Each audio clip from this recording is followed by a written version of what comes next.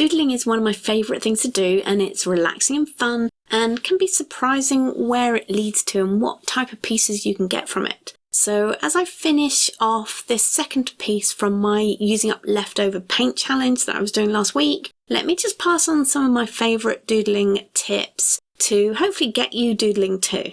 So these are things that I've sort of found that have helped me, and hopefully they'll help you as well. So we all know about blank page fear, don't we? And it can be a real doodle killer. So just start by making a mark. Any mark, it doesn't matter. Don't feel that you have to start with some extraordinary doodle. Just get mark making. Then over time it gets easier to make these marks and keep making these marks, and then the marks become a catalogue of different shapes, different patterns, different doodles that you can use across all of your art, and not just in pen or pencil but in paint too. But getting started is the only way. It really is. Now, using whatever you have and everything you have is another great thing to try out. So if you only have a pencil, then use a pencil. If you're lucky enough to have more than a pencil, then use those other things too. And different tools can give you different results, which is pretty obvious, but you'll be surprised at how trying them out can affect your doodle output and lead you to some unique doodle discoveries. So use colours, use your felt tips, use your colour pencils, use brushes, use stitch, use crayons. Give it all a go and find the doodle tools that particularly speak to you, that you really love using. And mix and match them too, and you can get some really interesting looks with different tools used together. And this one helps with building up your doodle catalogue, and that is to kind of force yourself to do different doodles all the time and change up how your doodles look. We can get stuck in one kind of doodle because, well, we think we have nothing different inside us, or it's that blank page fear again.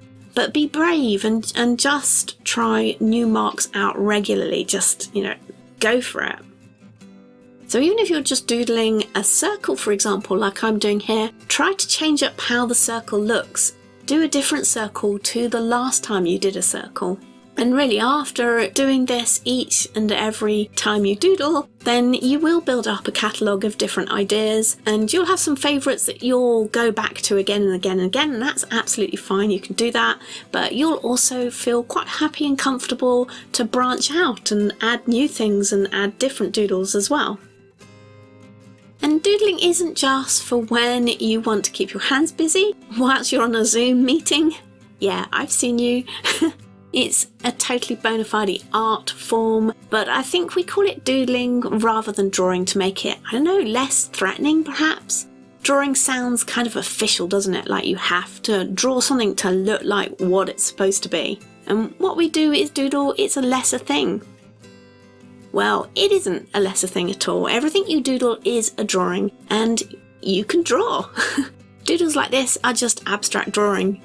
So if you're still downplaying your doodles and being apologetic about them in a kind of all I can do is doodle sort of way, and I've seen people do it all the time, if that's you, then it might be time to try and change your mindset about them and give yourself a pat on the back for your doodling skills.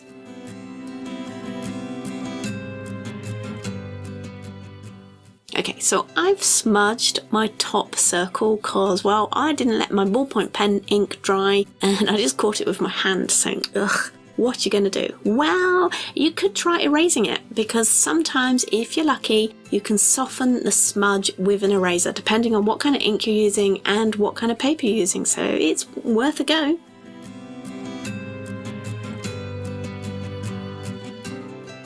Right, doodlers, share your doodle with me on Instagram. I would love to see it, and I will catch you with some more art in these videos next. So be good to yourselves and look after yourselves, and I'll see you next time.